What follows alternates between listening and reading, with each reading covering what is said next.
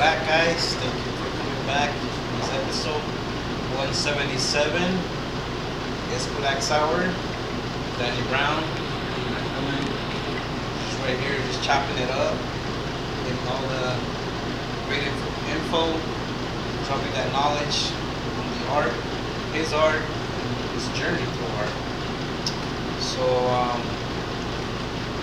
was gonna ask you, in regards to your the paintings, where you had the kid as he was a kid and then he was an adult, right? Oh, I've done a lot of work, man.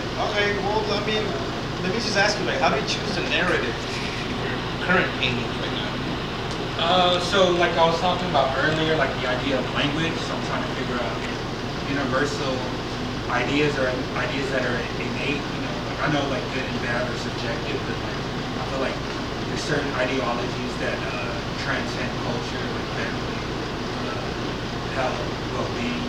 So try to figure out ideas that kind of illustrate those narratives and those visual images. I'm trying to figure out the kid and Yeah, maybe it was an old. old piece you sent me, but yeah, I mean, just I guess that's what you're talking about right before we took our break there. So that's most of your current work then. Yeah, a lot of the work I sent you was current work, and then some the portraits were like academic work, where I got straight out of school and stuff that I was exploring. But like work, I try to figure out how I'm feeling it, and whether it's good, bad. I want to explore an idea, try a different color palette, like try new colors that are like perceived as like they will work together, like as far as like they're either very muted or very like neon. So and those are kind of it's hard to curate something visually that like looks good because each of those colors have a strong focal point. So try to make them all work is interesting. Narrative, I've done some personal pieces, never explained or expressed because I feel like it is only a few people who I know the meanings behind certain images, and I feel like that's not for everyone. That I just wanted to visually make. And then there's work that I feel like it would work well in the market, whether it's someone's interior house, like certain styles are popular in homes, and I feel like because like I need to pay rent, so we made a couple of these paintings, and I know that they would work well because they're visually appealing. It's like the business side of art. Yeah, more business side. Yeah, rather than painting your own personal work. Do you yeah. have any advice on people on that, like as far as the business side of it? Yeah, so like making work. Well, there's an artist who said if you want to sell work, you kind of need to make like flowers, sunsets, and like pottery, something that's like. Oh yeah. So like work that's not divisive is kind of like work that sells because it's like you look at it through the viewer. Like you start putting cultural references. Like they either have to understand all those cultural elements or those references, and then that's good because you can get a niche market, but at the same time, it's very hard when you're making work that's so personal to you that not everyone might not have the same perspective as you. So like, imagine someone who's like just bought a new house and they bought furniture and now they're going to do art. They're planning on starting to have a family, so it's like work that they feel like connects to that point, a certain part of time in their life, and it's like work that they want to invest in, whether it looks out because they're going to have guests over, they might not understand the whole history of art or understand that artist, but it could be a conversational piece. Work that's very polarizing.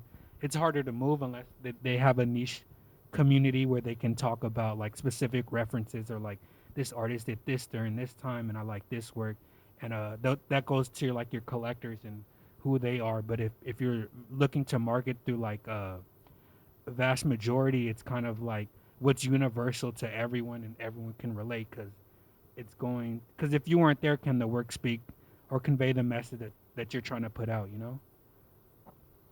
Have you do you sell a lot of like the non, like you said, like the non, like just the type of work for like a house that just the type like it's like I guess you call it like graph art or urban art or any of that. or work that, yeah, I've had well, the people like some collectors that are invested in like the work I make, they like the story of or like my personal story, so they're very invested into it, and they've allowed me to like explore other ideas that I feel like that are not very like very safe. I want to say like it's work that's safely moved, and yeah, they allowed me to explore visual elements, and so like the collage work that I've been kind of doing, Yeah, they've been interested in it, and I have someone coming next week to look at two pieces, and it allows me, because it's more of like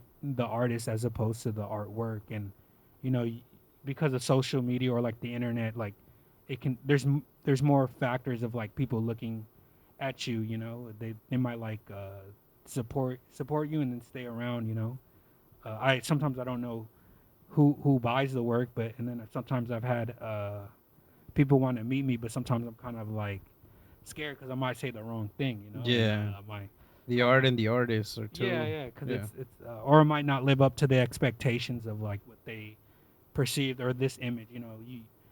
You could have pulled some deep meaning out of something I made, and I just made it because like I was running out of this color and I had to like use it, and in a that's couple true. of Yeah, pieces. that's true. Uh, I was gonna ask you about like you mentioned the collages. There's yeah. a character in there Oh yeah, yeah, with like the big eyes. yeah, yeah, You wanna yeah. tell us a little about the character? Oh, so like, they're well, those are like personal drawings, and they're like timestamps.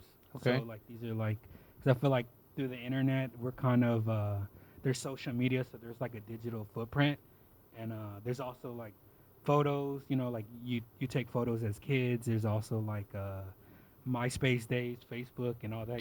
They're like different time periods, and MySpace. stuff Yeah. that you were into, and then so a lot was those drawings were originally helped me like to like one, I was trying to move away from like uh photorealistic work, and then I got into like I started painting my friends and like and myself in certain images, and just to document these times and some of the people I still keep in contact with, and I think it's cool because like when it's all said and done, it's gonna be like a footprint, like, hey, like this person knew this person, and this person went on to do this and this, and then like sometimes they'll put me in their work, so it's kind of like Oh, an ode to be like, oh, like just how like they had in certain art movements, where it's like these artists hung out with these artists, and they put themselves, whether it would be writers or people who did film, or there's different types of mediums. It's kind of like this is the collective, like we're living in this generation. This is the time period that we're in. This is what we believe is cool. These are like our stories, and hopefully and kind of like pay homage to it. So like that was kind of like some stuff that I wanted to draw. Like when I had certain family members pass away, it was kind of like that process of grieving, and I feel like uh, I would never really like learn how to process it. Like I feel like I bottled a lot of shit up. I feel yeah. like because like I don't want to blame it on the culture, but I also think like like we don't show any like emotions, and like because people don't have time to like sit down and like think. Like we always gotta work, or if you're fortunate enough not to work, go to therapy. So like that was my way of kind of like documenting this time and kind of like figuring out like if I'm gonna make work, I want to make work with the purpose, and to kind of homage, it was kind of like a series I did. Like I think you're talking about the one right there, like the guy on the casket, it's on the top right. Yeah. But it was that one, and then I did like a jacket, kind of like I would say it's more of a American, or yeah, I would say like it's American, like the airbrush tees. So I painted my cousin on the jacket, kind of pay ode, and then I framed it, and then I put and then I put it in like plexiglass, and then I etched on it, so like you can kind of see like who he was as a person through the visual iconography, and kind of like pay dues. And I've had people try to buy it, but I feel Yeah, like I was gonna ask you, did you that's sell it or not is no, like a real I can't personal? personally. I want to give it to his son when he gets when he gets older, and I feel like he's the rightful person to have it. Yeah. Uh, now that I paint better, I feel like I could do it better justice. But for the most part, it was something that I just wanted to make, and I'm proud of it. And every time I look at like certain works, I remember the exact where I was in life. So that's always cool. And those are kind of like elements that I'm navigating as I'm like making images. And thanks for sharing that, man. That's like very personal. Oh, for sure. It's very Took personal. took a while, to grieve through it, but I had friends who I've talked about it, and that's a good thing too. You should have like a community of people you trust, and uh, but yeah. So not every yeah. Although my work's like fun, sometimes I do talk about serious stuff, but not everything I feel comfortable sharing with people. Well, yeah, And thank you for sharing that with yeah. us and our audience, because Oh no, that's some deep, deep. some people, yeah, if it helps someone, that's cool too. Just know that every day, like,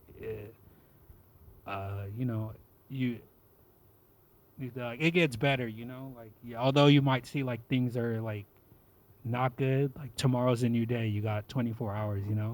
So to leave it optimistic. Like you never know what tomorrow's gonna bring. So Let me ask you this question: how would you feel, like about a world with no art in it? Like, where would your place be? How do you feel like if when they'll just be like, hey, like art is art out and like loud, art is visually or yeah, like yeah, visual art, like visual visual art, art. yeah. Like they'll be like, you no more paintings allowed, no more drawings allowed. I would still make stuff. I just don't know how. I mean, I don't need to show work, or like have stuff in galleries. But if it's just like, are you saying like I can't make work or Yeah, like they yeah, draw yeah. with my Just hand? no, no, no. I'm just saying, like, let's say, like the government, whoever's in Oh, charge, like, so I'm gonna still make it. If I go to jail, I just have more time to make work. Like I'm gonna yeah. sit in my cell and just fucking draw. But no, it's just like it's something that I like to do. I feel like I've gotten better at like the visual language of it. So like I'm like pushing it to figure out like different ways to say stuff or like trying different stuff like mark making. 'Cause, I like playing with any medium that can make a mark, whether it's like aerosol, charcoal, like I've been using like different paper, oil, you know, anything, and I've been painting on non-traditional things, whether it's like canvas, like I've painted on leather, or I've tried painting on steel and certain fabric, or collaging, and then trying to figure out how to make stuff differently. Just because it's like the whole history of like image making is pretty interesting, Yeah. and to see other people devoted their lives to that is kind of cool. And I figure like learning from them and contributing to that is it's just as interesting because it's like no one saying you have to do this. It's just something inside you where it's like, okay, like how far can I push it from where they left off, and how far can the person after me push it as far as like it's left off, and it's continually be like a language of culture and humanity in a sense, because you can learn a lot about the times through the images that were produced, then. You mentioned culture. Have you done a series where it's like, like I guess, like that has to do with like Oaxaca as a So yeah, that's currently now because I used to go there a lot when I was a kid, and then I had stopped going, and then I went back as soon as like uh, the pandemic. We were allowed to go, so I went there like twice a year, and I would stay with my family, and like learning how to draw, and then like learning the visual images they make. It's like 'cause sometimes like they have institutions, museums and stuff like that's cool, but to see the local art is interesting too because they might not have a platform to display it, but it doesn't mean that they're not creating. And to see like the cultural references there, and then what they're prioritizing is interesting, and they're still paying respects to the deities, and they're preserving a lot of the history that I think that you lose you tend to lose the more generations you have in America. And I think like that's okay, just because it's like you're like as people we get to choose what traditions and things we pass down, because like not everything we've been told like is law, but it's nice to like pass down family traditions and cultural significance, whether it be here or that were back then, or stuff that you learned here, because this is a diverse melting pot. And uh, I think with the resources they have there, it kind of shapes the ideas, and the resources here Yeah, that's what I kind was of gonna say. Because over shapes the there, ideas. it's very limited to what Yeah, a there's lot of natural. What do you call them? They make a lot of ink yeah, from natural sources. and then it's cool stuff we can learn, like the natural dyes through the pigments, and how they weave stuff. They don't have a lot of trash like I think like we do, but I think it's for them. They have to be very resourceful with the things that they have. And I think like if you move to the city, they're beginning to. I mean, they've always had their parties and their festivals and stuff, but I think like now, because of there's a lot more light on it, there's more people investing into it. But yeah, if you go to like the Pueblo and stuff like that, it's like it's cool how like we can go down to the store and get some food, but like if you go certain places, special occasion, they'll have meat or turkey, or they'll make mole, because for the most part they're just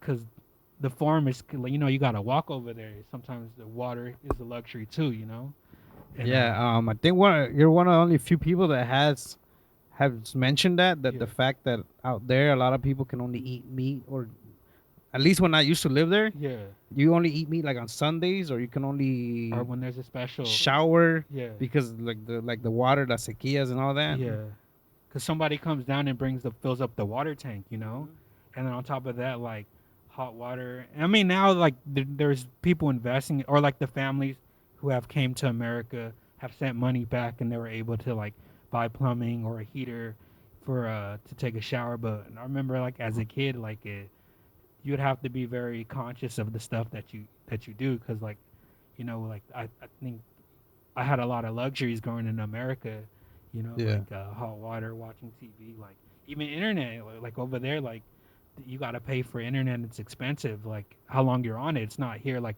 you have a data plan. You got to think of like the electrical towers and then the services that bring it. It's a developing nation. Uh, like we can argue about the historical unjust thing, but I think like I feel like it's up to us to kind of like either give or like to pay respects to where our families came from, whether you're born here or there.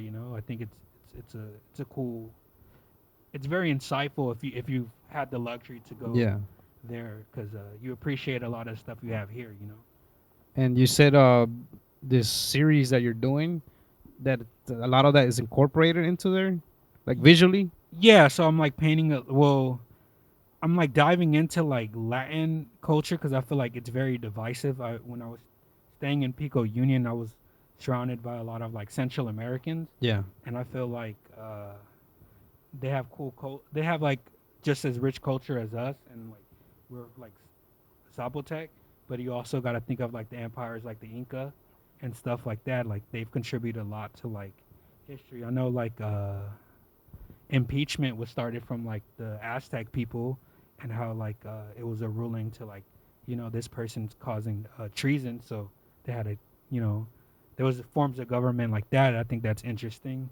And then like right now, what does it mean like like I was talking about being Chicano or Paisano, and then like yeah, or like being from Mexican from California versus a Mexican from Texas or Arizona, or a Latino from the West Coast to being Latino from the East Coast, where it's Puerto Ricans and Cubans and Dominicans, and I think their culture is just as interesting as us. And I think sometimes we get caught up in like the divisiveness of it. So I try to figure out what's the universal thing that brings us together, and then find similarities through like other cultural things too.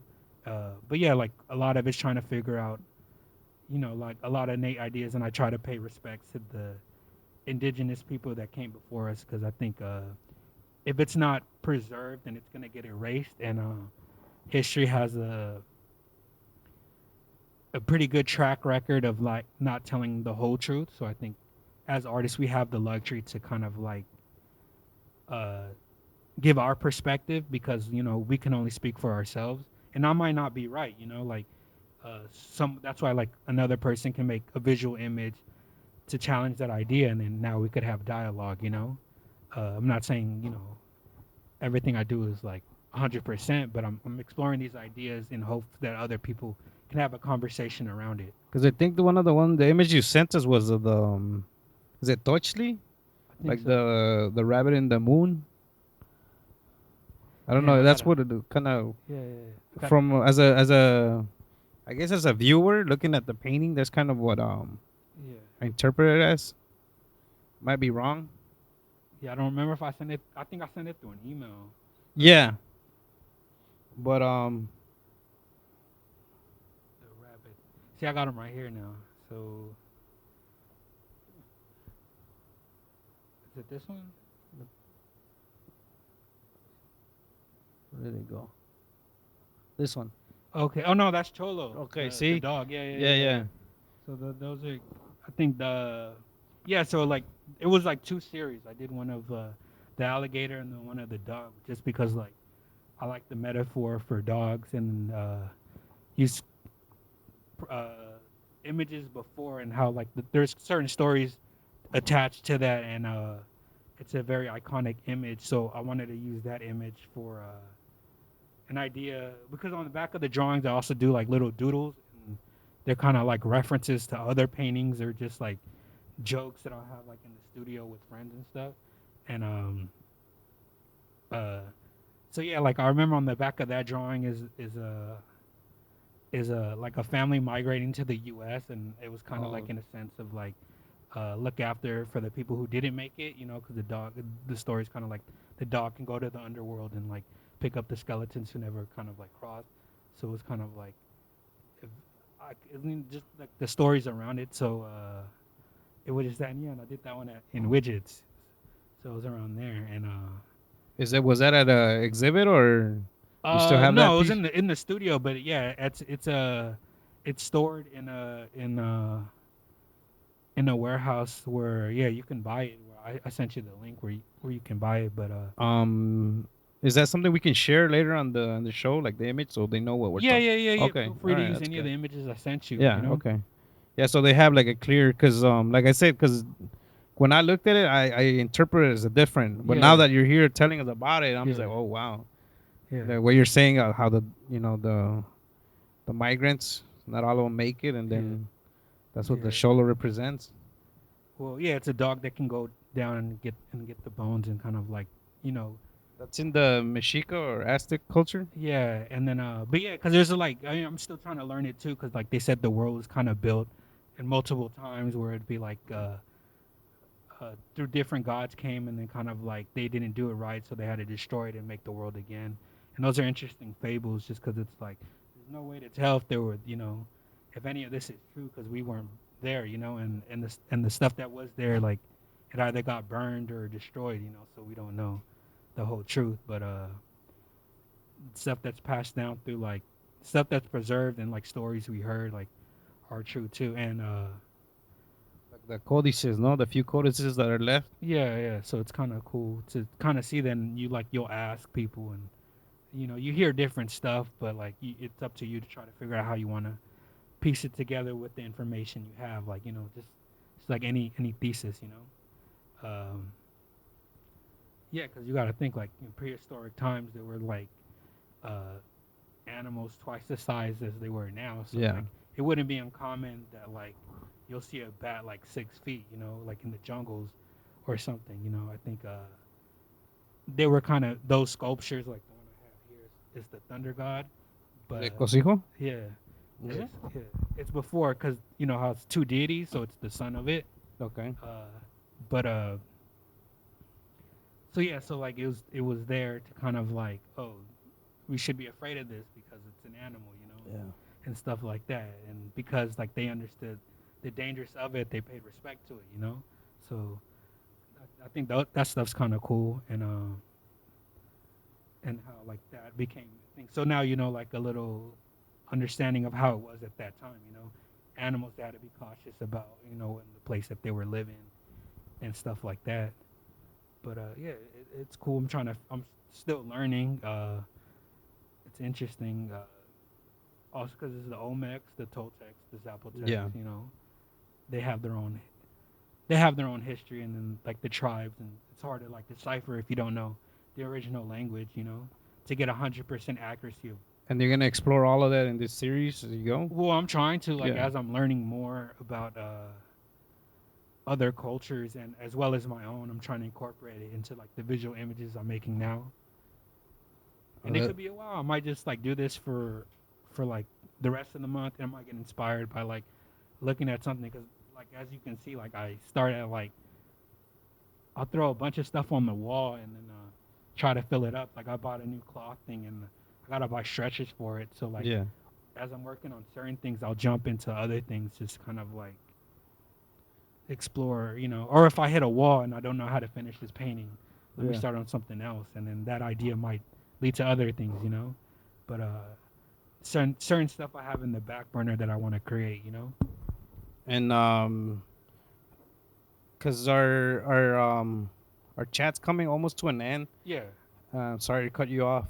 And I was gonna ask you, are you gonna be doing like any exhibits anytime soon where people can meet you, or No, I don't really like you just doing. I mean, I'll go to shows, but I haven't gone to shows in a while, just cause it's like, I don't know. or I like kind of be lazy. online, I like be they, tired after yeah, work yeah, and shit. But or just like a website where they can find you. yeah, yeah, I'll send it to you, and then but yeah, like if I do a show, I was supposed to do one last month, but it was a lot of politics and Yeah, and yeah. the thing that stopped it. But yeah, maybe doing one January 2020. I submitted the work, and if they accept it, it's going to a show. But for the most part, I figure out I want to do a solo show next year, but I feel like I have to build a body of work that's cohesive because I'm mostly Yeah. known for doing group shows, and I think it's easier because you just make a couple images and they pick the one that they want, and as opposed to like sit down and really think about I want to make this, and this is how I interpret it. Making the whole collection. And I think I'm gonna challenge myself to do that for 2024, and but yeah, yeah. Right now, probably not to the no, not the rest of this year. Maybe next year, but I finished all the shows I did today, this year. I mean, Well, all right, man. I'm feeling like we're gonna have like a part two to this because oh, for sure. Yeah, I you're want to keep welcome here learning anytime. about yourself and your work. Yeah, Um, we are like I was mentioning, running out of time, yeah, but definitely I will say that we probably will do a part two where we keep exploring your work and yeah. your Feel free to tell me if that shit is bad or whack. Like no I'm good no with no no critique, bro. no. Like There's a lot. No, there's a lot to like take in. Like yeah, I'm just speaking as a viewer and yeah, as a first time meeting, like I said, a fellow artist yeah, that's like from Oaxaca, that's gone, like like you said, you went to to school, you got into the exhibits, whereas myself, I kind of like, I didn't quit but I stopped. yeah, So meeting someone like yourself who's just going through all these I guess you call them like walls, you're just breaking them down, you're just going through them and just succeeding like that. I mean, yeah, but you also kind of have to be a little like not there because this shit is because to think that you know to make images is one thing and then like to keep doing it and then figure that like someone will find value in it. I don't know. I think I'm weird in that sense where it's just like you're documenting time and like who's to say that like oh I hold any validity to what I'm saying, and then on top of that you will constantly run into walls. So there has to be something that like you have to have like a supportive group, whether it's like is this like to keep making it because you will get discouraged and sometimes everything's not working like the way you want it to go, but it's up to you or like that drive to keep making stuff. Like when I didn't have a studio, like I was doing a lot of like paper drawings or like finding other ways to make images, and yeah, like I gambled on myself with 5 paintings and like I did it again, and like now That's what I'm saying. Like it's very it's I feel very lucky just because like like a lot of the people that come from like the pueblo who come out here, like this is a win. The fact that I went to college, and I graduated, that's a win. So everything after that's kind of a luxury. So like, I'm very appreciative of that, and I hope I can continue to make work and like people like it, and hopefully it inspires them or find other creative routes because the arts is important. It's very interesting whether it be music or literature or visual image making. Like it's a good outlet. And I feel like working with the youth and like trying to like teach them like they appreciate it. And yeah, just keep at it and like don't focus on what other people are doing. Just like just make. You got to remember like what made you start drawing. And that's what always keeps me going. I didn't do it because like I wanted to be known. It was just kind of like, like there's a piece of paper and like I can choose what's going on there and what's not. And there's like a million ways you can approach it. Can I hit like a trillion? Like and eventually find something new to say. It and that's where like painting is interesting because it's very like straightforward. There's a square. How do you approach the square?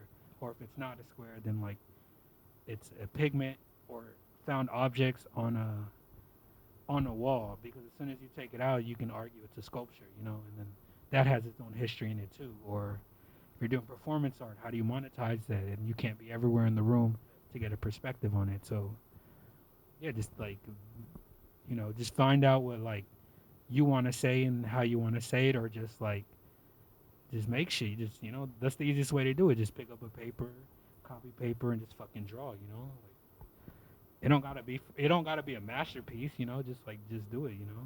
Whether you're talking on the phone, scrolling through Instagram, listening to music, just like draw. I Just think draw, everyone. Just start. it's a marathon, not a race. There you go. Again, thank you for sharing your story with us. You're welcome. It's very inspirational. Again, this is my own personal. That's great. What you've done, what you've accomplished, is great. Like you're saying, maybe like to you, it's like a different story, but hearing it from my side is it's wonderful to know that there's a Oaxaqueño out there. You could do it too. Like if it's not me, it's you. It's gonna be someone from where we're from. I feel like we have a rich history, and I think like uh we can preserve it. A lot of people don't know what to say. Like that's a starting point. Like what separates us from every other part of Mexico. It's just like you have your own perspective. I didn't live life as you, and like only you can tell your own story. Yeah, but yeah, man. Thank you again for your No, I time. appreciate it. Appreciate it a lot.